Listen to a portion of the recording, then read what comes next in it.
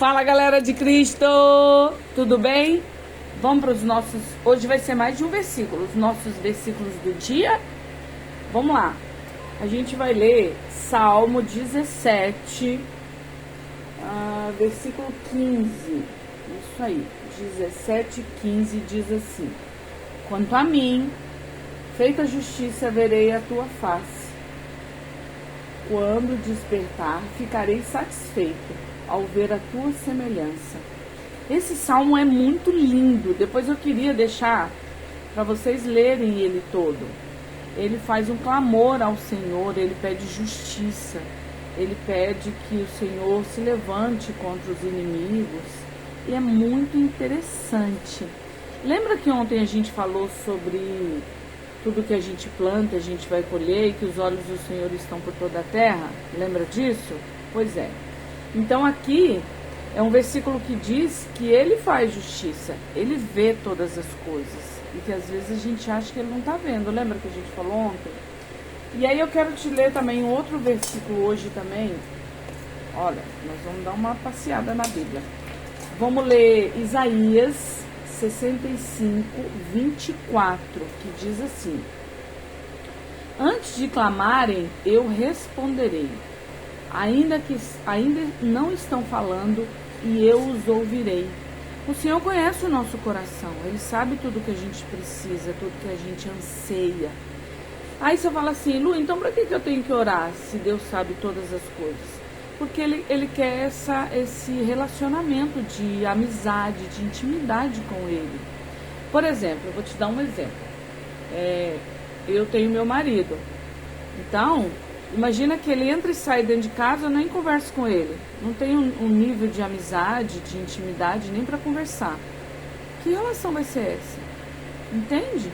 Isso vai para com nossos filhos, para com o nosso marido ou esposa, se for o seu caso, para com o patrão ou funcionário, amigo, tudo na vida.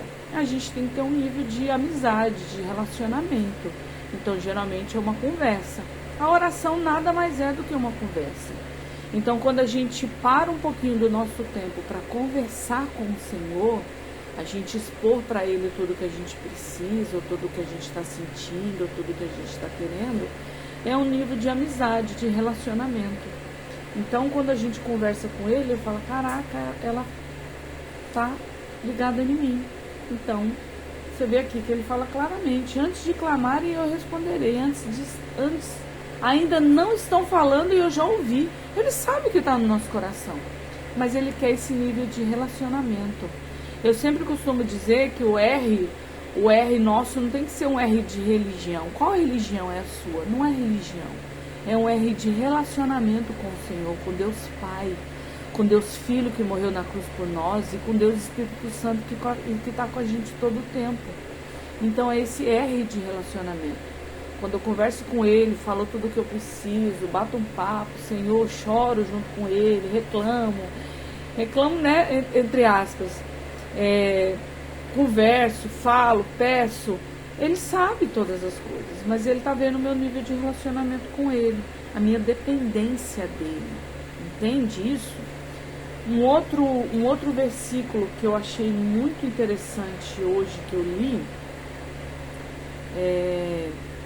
sobre aquela parte que Jesus, quando Ele ressuscitou, Ele sabia que tinha uns panos que envolviam o corpo dele.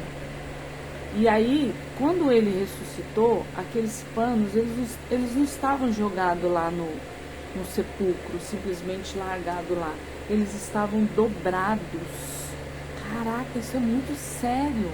Sabe por que ele estava dobrado? Porque Jesus vai voltar, porque ele ainda não terminou tudo o que ele tinha que fazer aqui. Olha que sério isso. Eu vou ler para você João 20, versículo 7.